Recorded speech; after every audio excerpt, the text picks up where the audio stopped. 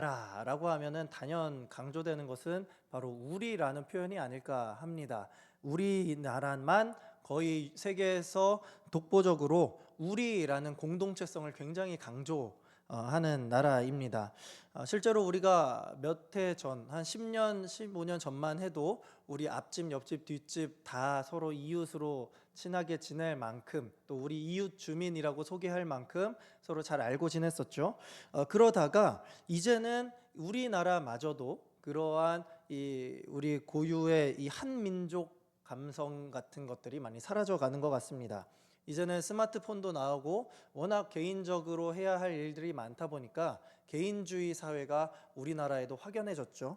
그래서 함께라기보다는 나만 잘하면 돼, 내가 잘하고 남에게 피해는 주지 말자, 이러한 생각들이 요즘 젊은 사람들 사이에 많아진 것 같습니다.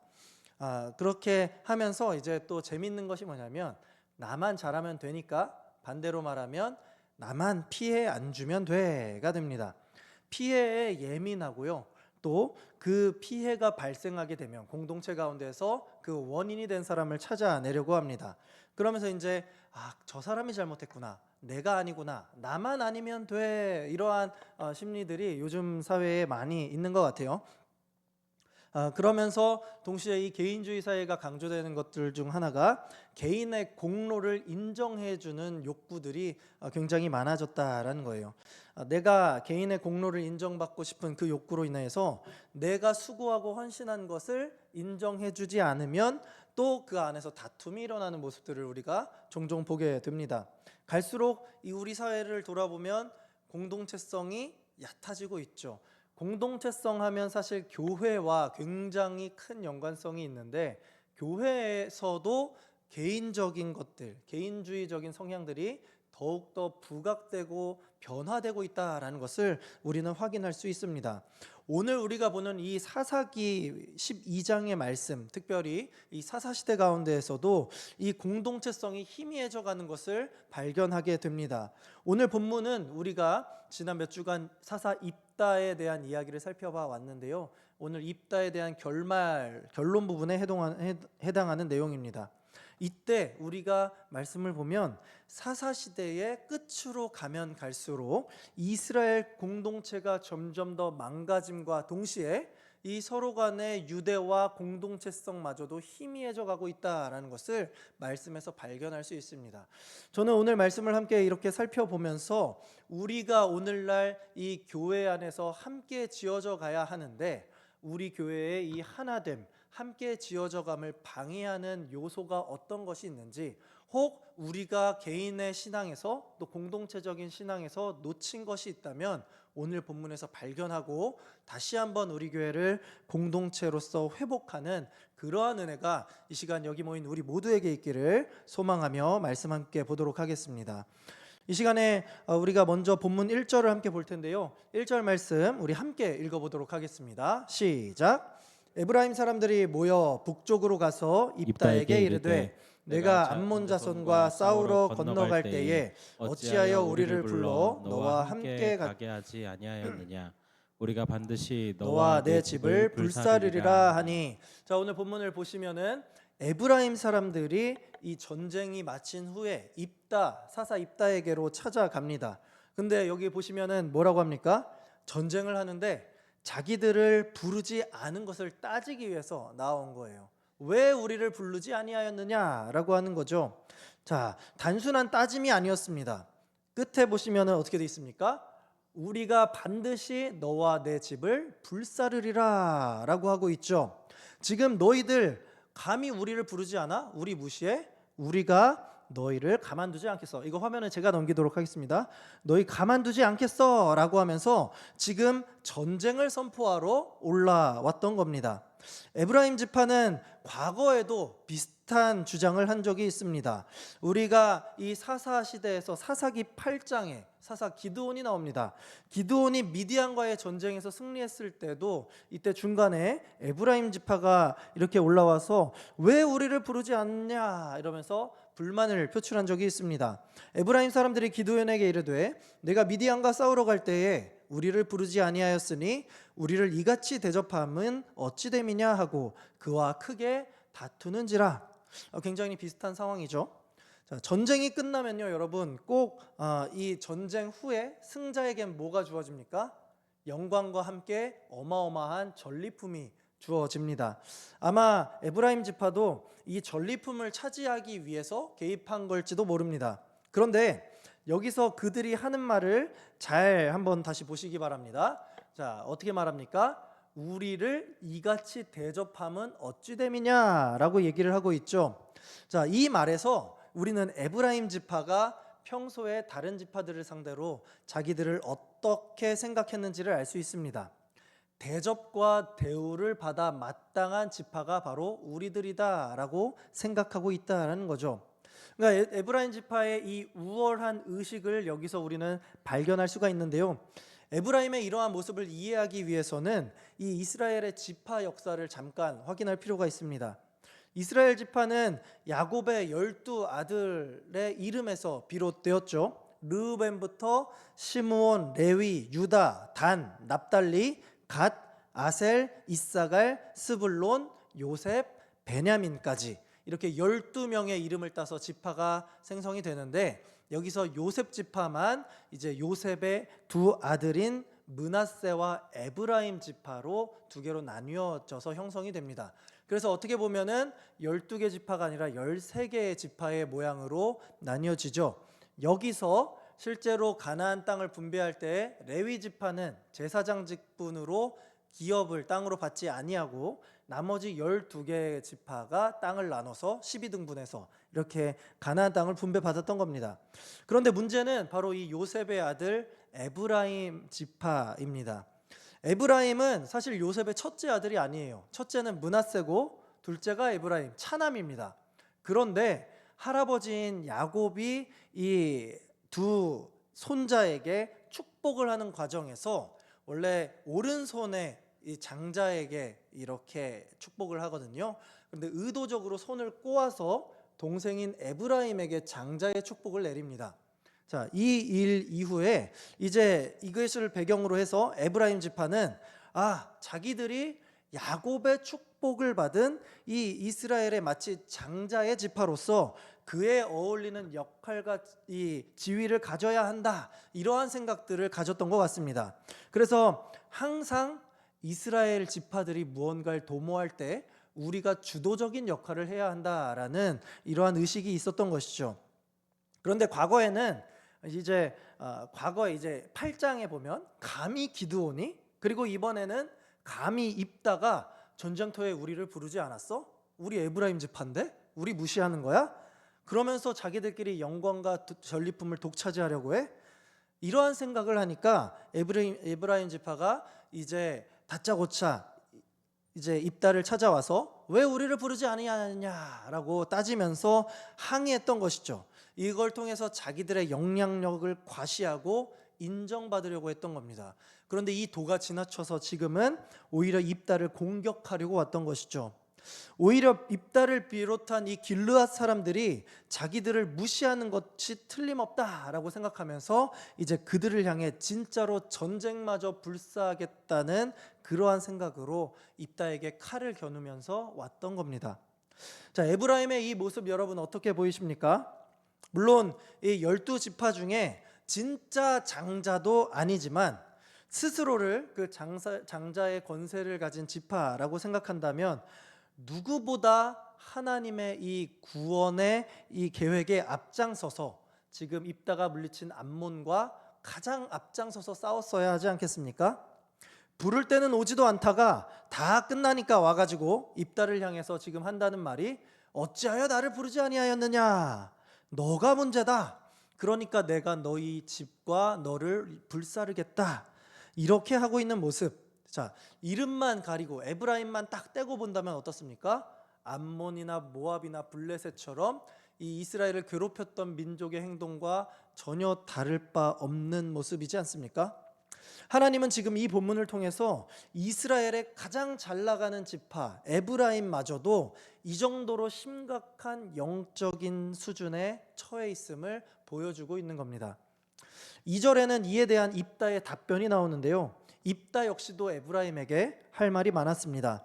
입다가 그들에게 이르되 나와 내 백성이 암몬 자손과 크게 싸울 때에 내가 너희를 부르되 너희가 나를 그들의 손에서 구원하지 아니한 고로 3절 보실까요? 나는 너희가 도와주지 아니하는 것을 보고 내 목숨을 돌보지 아니하고 건너가서 암몬 자손을 쳤더니 여호와께서 그들을 내 손에 넘겨 주셨거늘 너희가 어찌하여 오늘 내게 올라와서 나와 더불어 싸우고자 하느냐 하니라. 입다가 이제 에브라임이 왜 우리를 부르지 아니하느냐, 우리가 너희를 불사르겠다 하는 이 말에 뭐라고 하는 겁니까? 우리가 부를 때에는 정작 오지도 않아 놓고서, 그래서 내가 목숨 걸고서 그들과 싸워 이겼건만, 하나님께서 도와주셔서 이겼는데 너희가 뭘 잘했다고 지금 에브라임 지파 너희가 큰 소리하고 있느냐, 덤빌 거면 한번 덤벼봐라, 이렇게 얘기하고 있는 겁니다. 자, 과거에 기드온은 에브라임이 왜 처음부터 이 전쟁에 자기들을 부르지 않느냐라고 따졌을 때 기드온은 오히려 강경책보다는 오히려 그들을 더 띄워줬습니다. 야, 아무리 그래도 야, 우리보다 너희가 더 낫다. 에브라임 너희가 최고지. 이러면서 에브라임을 치켜 세워줬어요. 그래서 싸움을 피했는데 이번에 지금 입다의 모습은 어떻습니까? 에브라임의 잘못에 대해서 그대로 맞받아치면서 그들과의 전쟁이 시작됨에도 불구하고 어떤 망설임이나 그러한 걱정이 없습니다. 그냥 싸워보자. 우리 이스라엘 같은 민족? 그런 게 무슨 상관이 있어? 동족 간의 비극적인 전쟁이 이렇게 시작이 된 겁니다. 자, 4절 말씀 한번 볼까요? 입다가 길르앗 사람을 다 모으고 에브라임과 싸웠으며 길르앗 사람들이 에브라임을 쳐서 무찔렀으니 이는 에브라임의 말이 너희 길르앗 사람은 본래 에브라임에서 도망한 자로서 에브라임과 므낫세 중에 있다 하였음이라.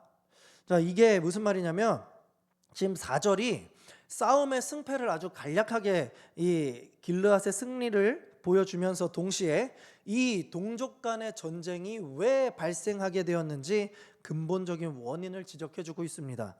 에브라임이 입다를 포함한 길르앗 사람들의 정체성을 심각하게 도발했다라는 거예요. 자, 이것을 우리가 세번역 성경으로 보면요, 이렇습니다. 에브라임 사람들은 평소에 늘 길르앗 사람들을 보고 너희 길르앗 사람들은 본래 에브라임에서 도망친 사람들이요 에브라임과 므낫세에 속한 자들이다. 자, 이렇게 얘기했다라는 거죠. 그러니까 지금 이 말은 에브라임 지파가 길르앗 사람들을 멸시하고 모욕하기 위해서 조롱 섞인 말들을 평소에 해왔다라는 것을 알려주는 겁니다. 그러니까 에브라임은 길르앗 사람들이 지금 에브라임 자기들 지파에서 도망쳐 나간 도망자들, 우리였는데 우리에게서 떨어져 나간 덜 떨어진 사람들이다라고 얘기했던 것이죠. 그러나 여러분 실제로 길르앗 사람들은요 에브라임 지파 사람이 아니라 므낫세 지파 출신의 사람들입니다. 그러니까 에브라임이 지금 이렇게 우리에게서 도망한 도망자다 이렇게 놀리는 것이 근거 없는 그냥 도발, 근거 없는 모욕일 뿐이다라는 거죠. 그런 근거 없는 말들을 평소에 길르앗 사람들을 보면서 해왔다라는 거예요. 그러니까 얼마나 평소에 길르앗 사람들이 에브라임 지파에게 대한 감정이 안 좋았겠어요. 이것을 우리가 이해할 수 있어야 합니다.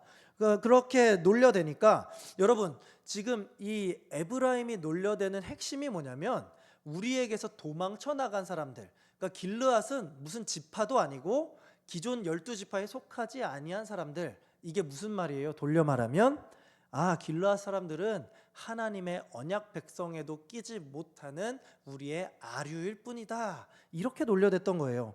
그러니까 이 에브라임을 향하여서 이 입다와 길르앗 사람들이 얼마나 이렇게 참을 수 없어서 분노를 했는지 알 수가 있는 대목인 거죠.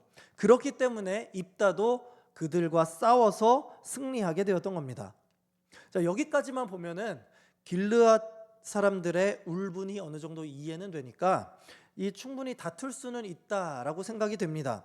그러나 이 후의 말씀들을 보면 전쟁에서 승리한 입다와 길르앗 사람들의 이후의 행보는 가히 엽기적이라고 할 수 있습니다. 그들의 악행이 5절과 6절에 고발되어 있는데요. 우리 한 목소리로 함께 5절과 6절 읽어보도록 하겠습니다. 시작.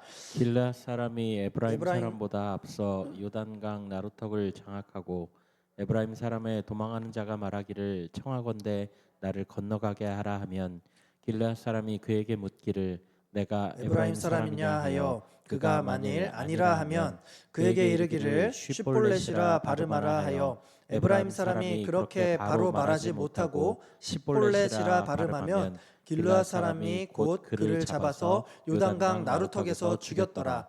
그때 에브라임 사람의 죽은 자가 4만 2천 명이었더라. 에브라임과의 전쟁에서 승리한 입다와 이 길르앗 사람들이 승리에 만족하지 않았습니다. 오히려 그들은 지금까지 자기들이 당했던 그 모욕과 멸시와 핍박을 복수하기 위해서 엄청난 일들을 자행한 거죠. 자, 뭘 했냐면 이제 길르앗이 전쟁에서 승리하고 에브라임이 도망하니까 에브라임 사람들을 찾아내야 되잖아요. 어떤 방식으로 했다라는 거예요? 에브라임 사람들이 이 쉿볼렛이란 말을 발음을 쉿을 잘 못해서 십볼렛이라고 했다라는 거예요. 그것을 이제 찾아내서 다 죽여냈던 거죠. 평생 여러분 이게 이해하기 쉬울 거예요. 이 평생 부산에서 살아온 사람이 서울에 몇 년간 살았다고 이 아무리 표준 이 서울 말을 하려고 해도 이 부산의 억양이 남아 있지 않습니까? 저도 사실 서울 태생에 서울에서 쭉 자랐는데도 경상도 출신인 저희 어머니의 발음이 섞여 있어서 가끔 이해되지 않는 발음을 하거든요. 이렇게 그러면 이제 에브라임 사람들을 찾아내는 것은 일도 아니었다라는 거죠. 그렇게 길르앗 사람들은 요단강 나루턱에서 도망가고 있는 에브라임 사람들을 다 구별해내서 다 하나도 남김없이 죽이는 끔찍한 일을 벌이게 됩니다. 그 숫자가 얼마나 된다고요? 4만 2천 명입니다. 여러분 4만 2천 명이 얼마나 많은 숫자냐면 우리나라 6.25 전쟁 때 우리를 도와서 싸웠던 유엔군의 전사자 숫자가 3만 9천 명 정도 됩니다. 그러니까 그 심각하게 사망자가 많았던 전투에서 죽은 유엔군 숫자보다 훨씬 많은 숫자가 4만 2천 명이 처형당했다라는 거죠. 바로 동족인 이스라엘 민족 길르앗 사람에게 말입니다. 자, 이 어마어마한 이 심각한 일의 이 문제, 여러분 이 일은요 지금 이스라엘과 외부의 싸움이 아닙니다. 이스라엘 백성과 이스라엘 백성의 싸움이다라는 거예요. 게다가 입다는요 그냥 억울했던 길르앗 사람 한 명, 그냥 억울한 길르앗 시민 한 사람이 아닙니다.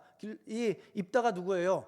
하나님의 백성을 구원하기 위해 하나님께서 주신 권한으로 이스라엘 백성들을 이끄는 사사였다라는 거예요. 잘못된 백성들을 심판하고 재판하고 옳은 길로 인도할 책임이 있는 사사였던 그 입다가 같은 하나님의 언약 백성인 에브라임 사람들을 4만 2천 명이나 학살하도록 시켰다라는 겁니다. 그러면서 7절에 대해서 이제 입다의 이야기가 마무리가 되는데 이렇게 마무리됩니다. 입다가 이스라엘의 사사가 된 지 6년이라 길르앗 사람 입다가 죽음에 길르앗에 있는 그의 성읍에 장사되었더라.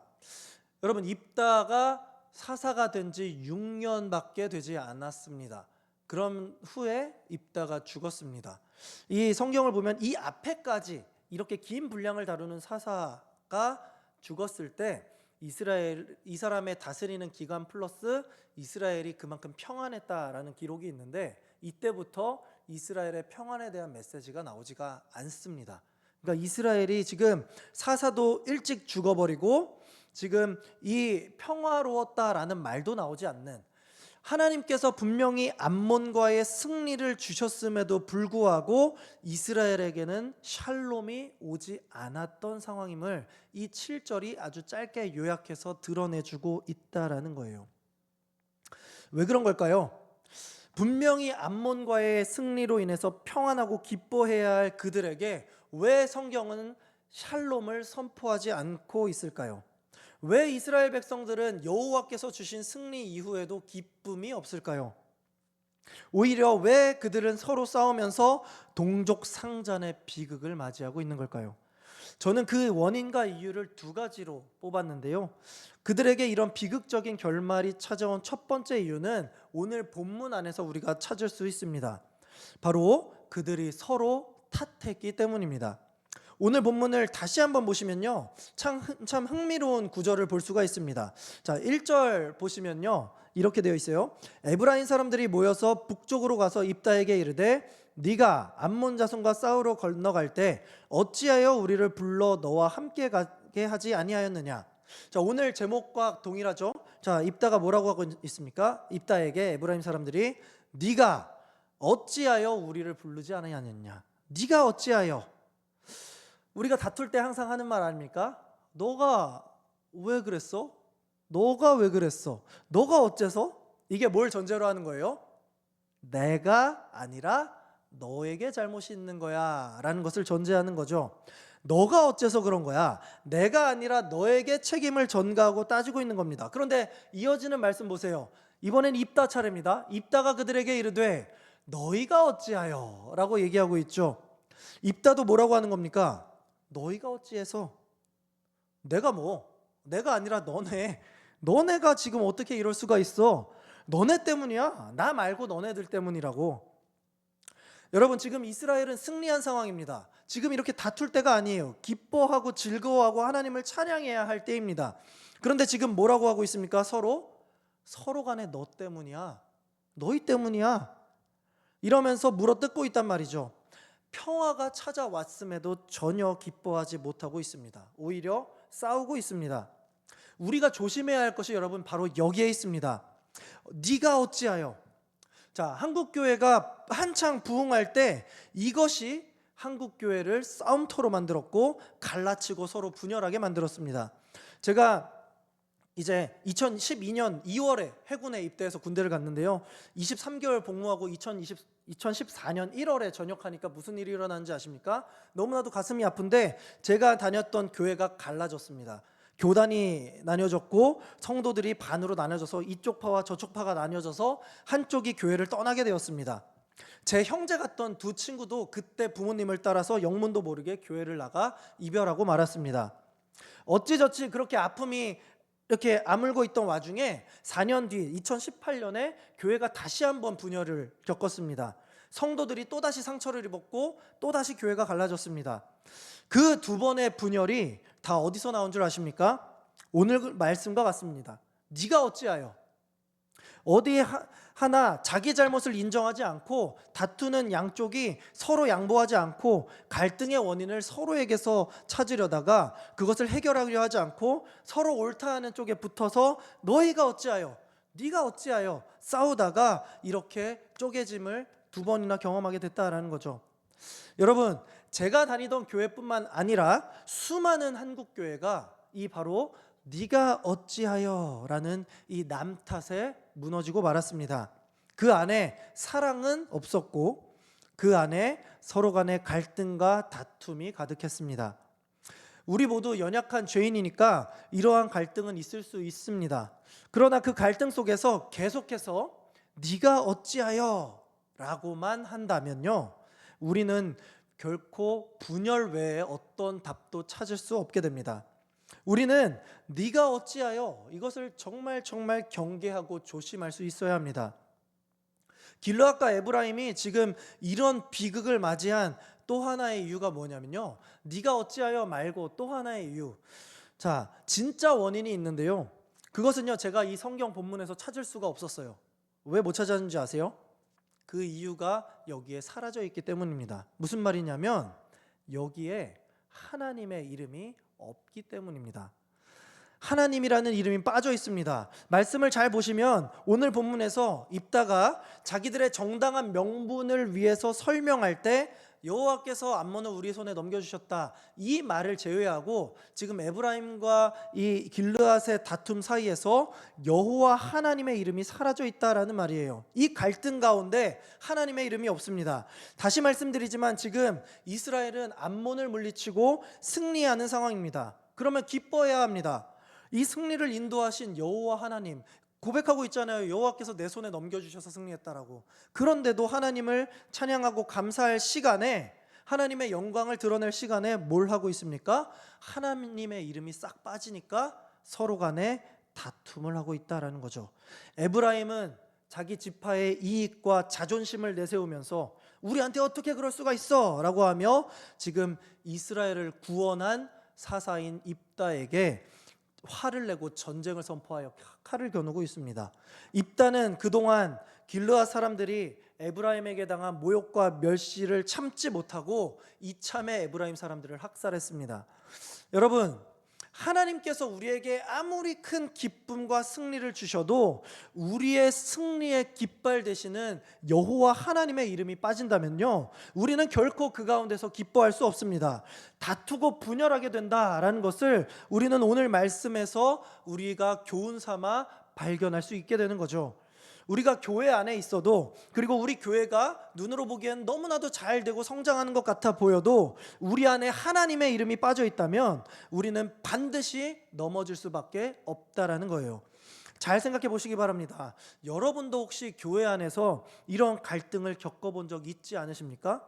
제가 왜 이렇게 자신하고 말하냐면, 저도 이렇게 연소한 저도 이런 경험들이 많기 때문입니다. 제가 대학부에 있을 때, 대학부 시절에 서울권 SFC 위원장도 했고요, 교회 안에서도 고등부 교사, 대학부에서는 선교부장, 대학부 조장, 또 우리 그 교회 축구팀과 야구팀 주장 등등 정말 1년의 다양한 직분들과 역할들을 한몫에 맡았습니다. 제가 왜 이걸 설명하는 줄 아시겠습니까? 자랑이 아니라 그때 제가 이렇게 많은 역할을 맡으니까 입에 늘 뱉었던 말이 뭔지 아세요? 내가 이렇게 수고하는데 지금 교회가 뭐 하고 있는 거냐? 나 없으면 돌아가지도 않을 거면서 왜 나를 이런 식으로 대우하고 왜 나를 이렇게 힘들게 하냐? 교회가 이렇게 하고 교회는 이렇게 변화되고 저렇게 해야 돼. 답답하네 정말. 제가 이런 말들을 제가 정말 이 대학부 말년에 계속하고 다녔던 것 같아요. 그러다가 일적으로 이제 다른 친구나 다른 성도와 부딪히게 되면 항상 내가 아니라 내가 좀 아는데 그건 네가 잘못한 거야. 너가 어찌하여, 너희가 어찌하여, 이랬던 게 저였습니다, 여러분. 그렇다고 제가 막 무슨 심각하게 교회 안에서 분란을 일으키는 문제였다라는 것은 아닙니다.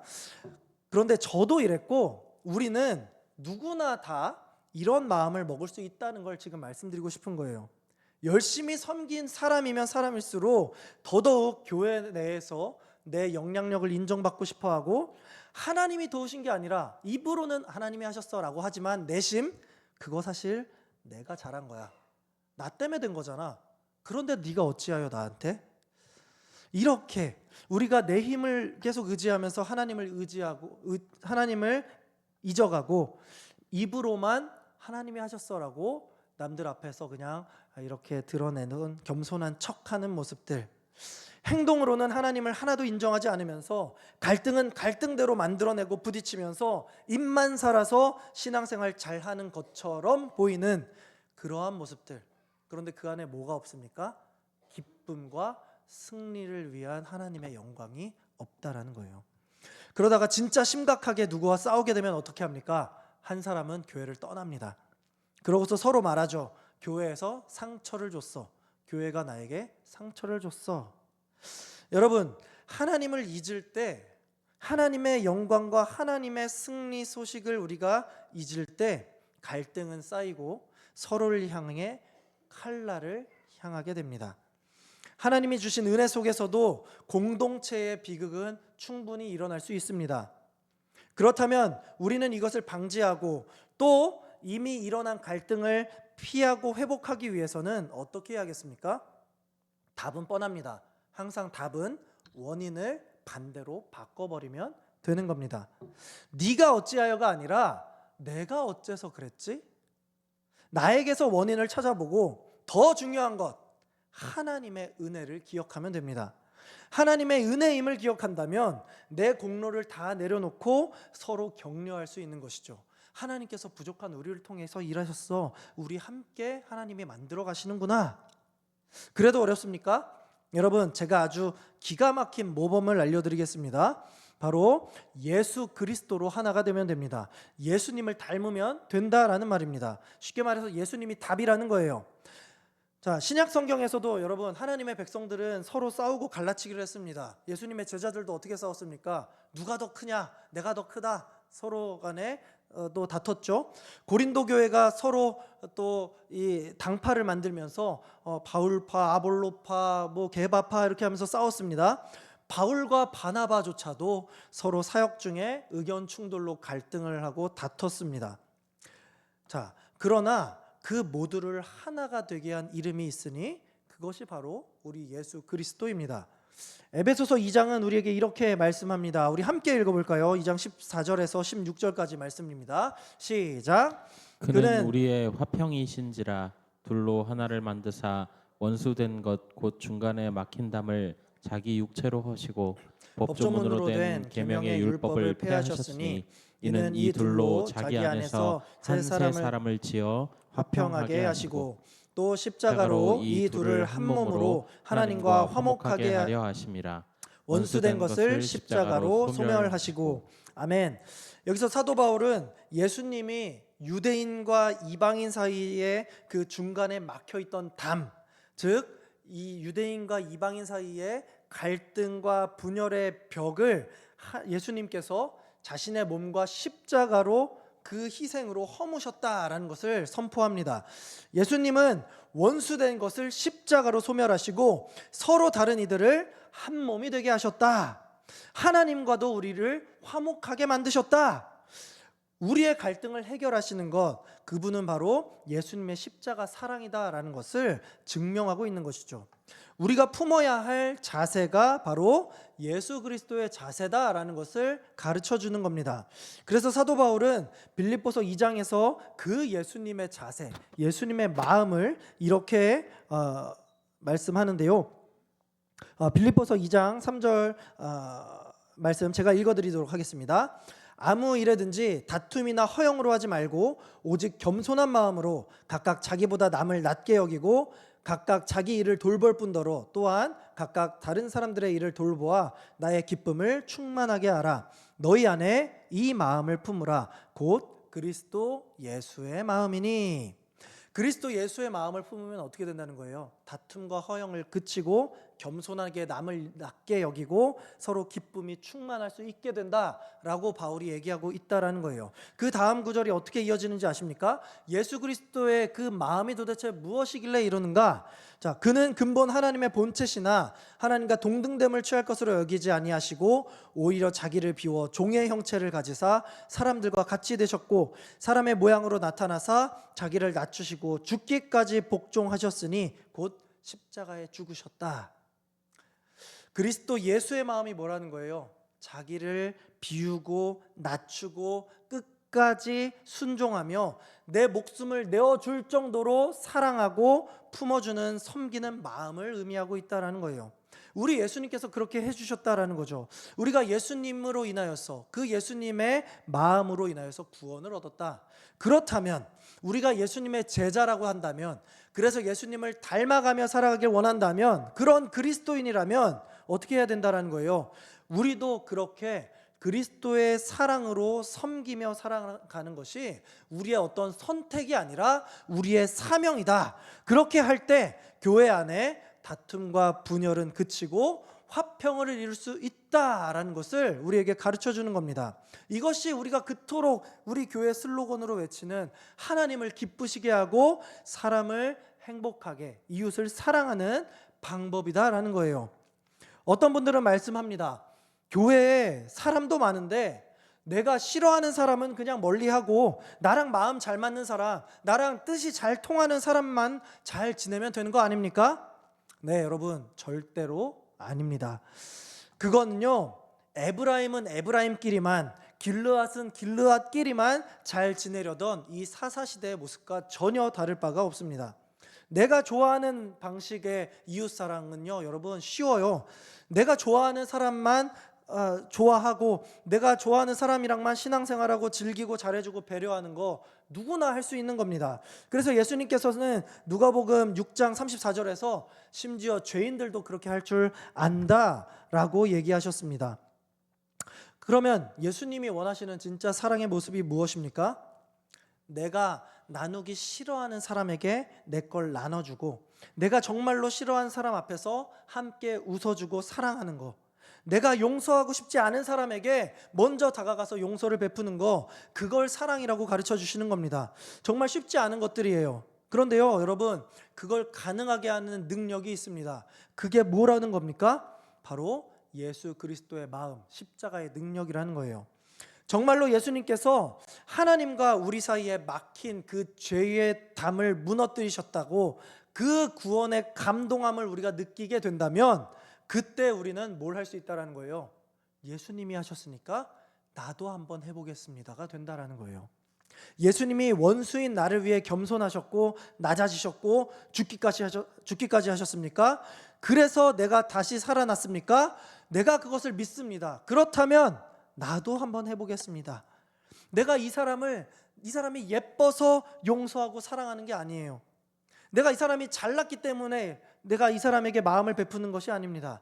예수님께서 죄인된 원수된 나를 먼저 용서하시고 사랑해 주셨으니까, 하나님이 나에게 그 독생자 예수님을 먼저 주셨으니까 나도 꼭 한번 참고 해보는 거예요. 하나님이 나한테 구원을 주셨으니까, 그게 내가 너무 좋으니까 나도 하나님 기뻐하시는 일 한번 해보겠다라는 거예요. 누가복음 36장 35절에서 예수님이 우리에게 이렇게 말씀하십니다.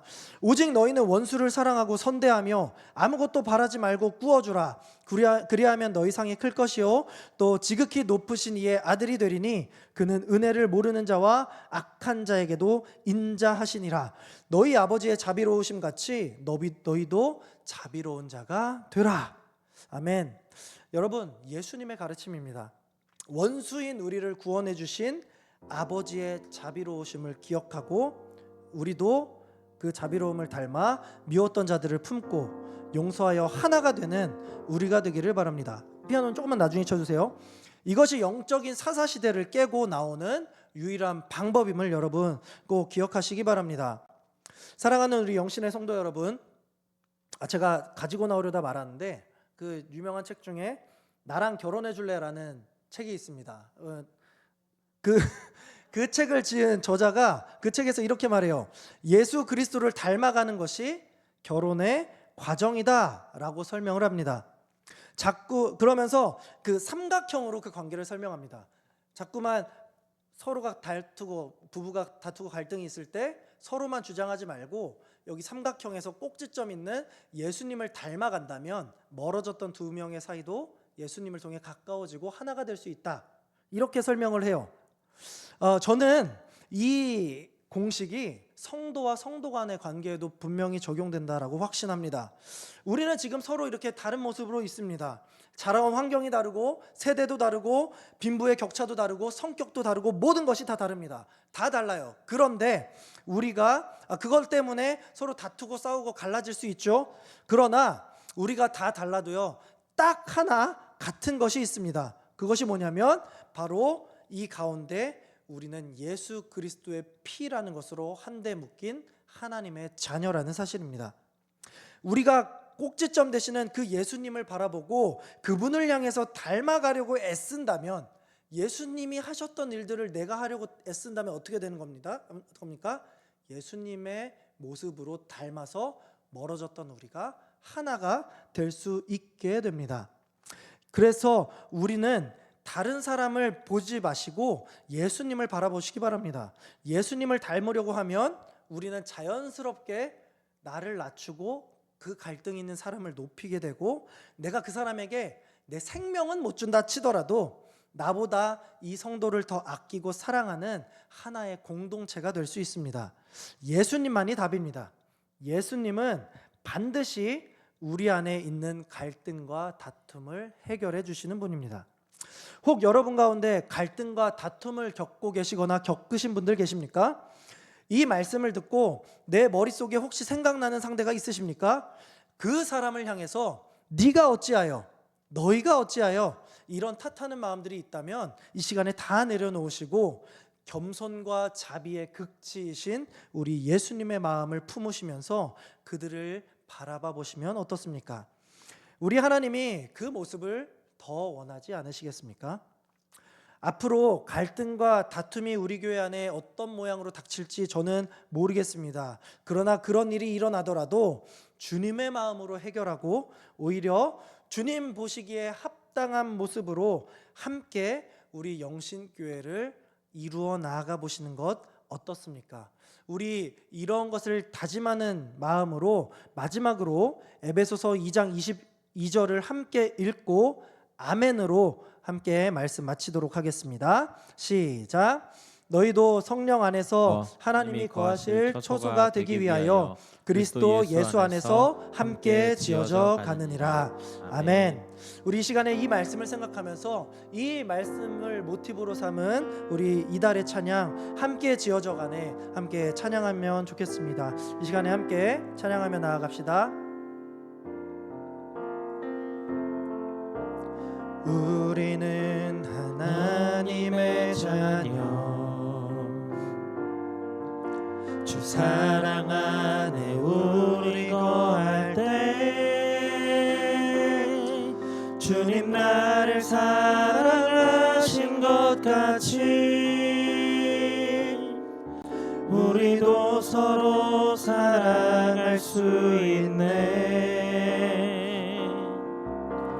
하나님 안에서 우리 서로 이어져 주가 거하실 성전이 되네.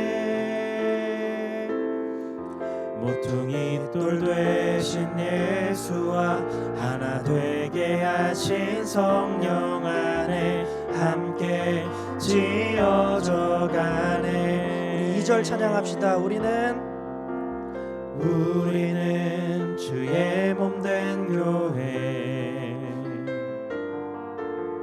모든 지체가 하나 될 때 예수님의 마음을 닮아가며 고통과 즐거움 함께 나누네. 하나님 안에서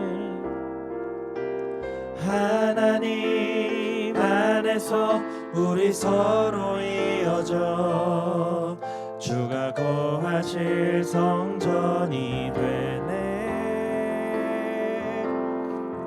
모퉁이 돌 되신 예수와 하나 되게 하신 성령 안에 함께 지어져 하나님 안에서 우리 서로 이어져 하나님 안에서 우리 서로 이어져 주가 거하실 성전이 되네.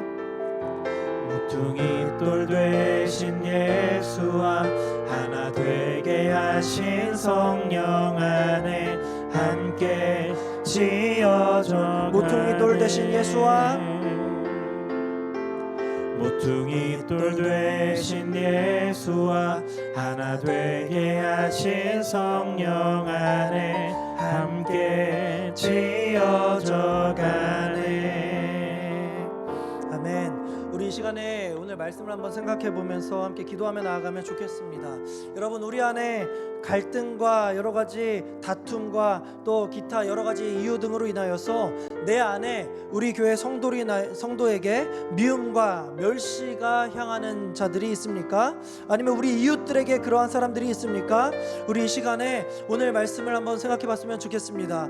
길르앗, 입다를 포함한 길르앗과 에브라임 지파 사이가 그랬습니다. 서로 간의 다툼과 갈등을 해결하지 못했고 오히려 그것을 서로에게 칼을 향하고 말았습니다. 그들에게 예수 그리스도의 마음이 없었기 때문입니다. 이 시간 우리에게도 혹 예수 그리스도의 마음이 없는지 한번 돌아보고 이번에 우리가 안에 미움이 있는 이웃들과 성도가 있다면 주님 그 미움들 다 이 시간 내려놓고 그리스도 예수의 마음을 품게 하여 주시옵소서라고 함께 기도하면 좋겠습니다. 그리고 두 번째로 내 삶이 평안하고 교회가 평안한 것은 내가 잘해서가 아니라 하나님께서 나를 구원하신 전적인 주님의 은혜임을 기억하고 그 은혜에 감사하며 하나님을 기뻐하시는 삶으로 성령 안에서 우리 성도들과 함께 지어져가는 우리의 모습들 되게 해달라고 이 시간에 오늘 말씀과 찬양을 생각하면서 성령께서 주시는 마음으로 함께 기도하며 나아가겠습니다. 사랑의 하나님 아버지 감사합니다. 우리가 오늘 말씀을 살펴보면서 이 공동체를 방해하는 것들이 무엇인지 우리가 한번 돌아보았습니다. 주님, 우리 안에도 이 길르앗과 이 에브라임이 서로를 향했던 네가 어찌하여 너 때문에 너가 잘못했기 때문에 이렇게 서로를 향하고 서로에게 그 죄악을 드러내고 있지는 않습니까? 주님, 우리 안에 그러한 마음들 다 내려놓고 우리 안에 갈등이 있다면 우리가 그리스도 예수의 마음, 우리의 막힌 담까지도 허무셨던 그 주님의 희생과 사랑과 겸손을 우리가 닮아가길 소망합니다. 우리가 주님이 우리를 하나님과 우리의 사이를 허무신 그 사랑을 기억할 때 우리도 정말 하나님이 기뻐하시는 모습으로 우리와 갈등을 겪는 성도를 한번 품고 살아가길 소망합니다. 주님, 우리에게 그리스도 예수의 마음을 품게 하여 주시옵소서. 내 삶이 평안하고 잘되고 우리 교회가 이렇게 순조롭게 잘되고 있는 것은 하나님의 전적인 승리의 은혜가 있음을 우리가 기억하며 우리의 잘됨을 다 내려놓고 주님의 영광과 주님의 승리를 우리가 감사하며 엎드리길 소망합니다. 주님, 우리를 품어주시옵소서. 주님, 우리가 주님의 그 영광을 함께 선포하며 우리의 모퉁이 돌 대신 예수 그리스도의 이름을 말미암아 그리스도의 마음을 닮음으로 말미암아 성령 안에서 함께 지어져가는 우리 교회 되길 소망하오니 주님, 우리 안에 함께하여 주시옵시고 우리 교회 안에 있는 갈등과 여러 가지 어려움들을 주님의 그 성품으로 우리가 해결해 나아가는 우리 영신의 믿음의 공동체 될 수 있도록 주님께서 함께하여 주시옵소서. 사랑의 아버지 하나님 감사합니다. 우리가 오늘 말씀을 통하여서 왜 이스라엘 백성들이, 왜 에브라임과 길르앗이 하나님의 승리에도 불구하고 기뻐하지 못하고 서로 다투며 잔혹한 이 동족 학살까지 갔는지 우리가 그들의 모습을 돌아보았습니다. 그들 가운데에는 서로 간에 네 탓이다, 네가 어찌하여 라고 하는 서로 간에 이렇게 손가락질만 있었지 우리를 위해 희생하신 예수 그리스도의 놀라운 사랑이 없었음을 우리가 돌아보게 됩니다. 또한 그들 가운데에는 그들을 승리로 이끄신 하나님의 이름이 드러나지 않았음을 돌아봅니다. 혹 우리 교회 가운데에도 이러한 모습들이 우리에게 있지는 않은지요? 내가 수고하고 헌신했는데 우리 교회는 왜 그래?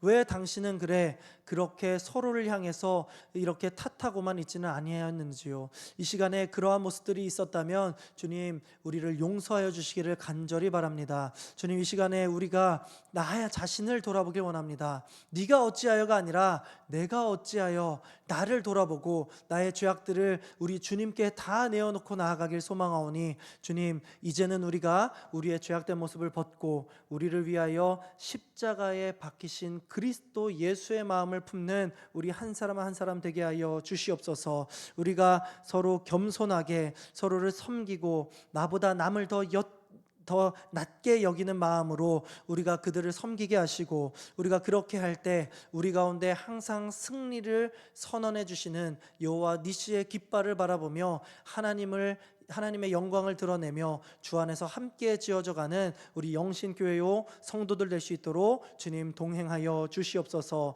간절히 바라옵기는 우리 가운데 정말로 실제로 갈등을 겪는 성도들이 있다면 오늘 말씀을 통해 우리가 회복을 누리길 소망합니다. 우리 가운데 우리의 생명까지도 회복시켜 주신 그 예수 그리스도의 마음을 품고 서로를 사랑하며 용기를 내어보는 우리가 되어 하나님을 기뻐하시게 할 수 있도록 인도하여 주시옵소서. 그렇게 우리를 인도하실 주님께 모든 것을 의지하오며 감사드리며 우리를 구원하신 예수 그리스도의 이름으로 기도드립니다. 아멘.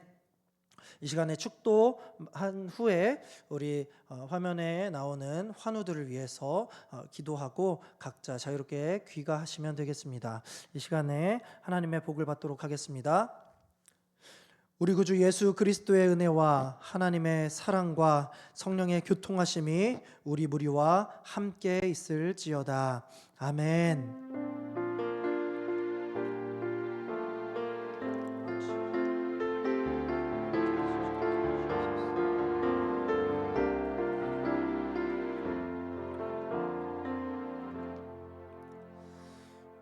사랑이 많으신 아버지 하나님, 이 시간에 우리가 엎드려 또한 하나님께 계속해서 기도하며 나아가길 소망합니다. 아버지 하나님, 우리가 이 시간 가운데 하나님께 정말 하나님의 그 도우심, 여호와 라파의 손길, 치유하시는 하나님을 우리가 간절히 붙잡고 기도하며 우리 환우들을 위해서 우리가 기도하며 나아갑니다. 주님, 우리 환우들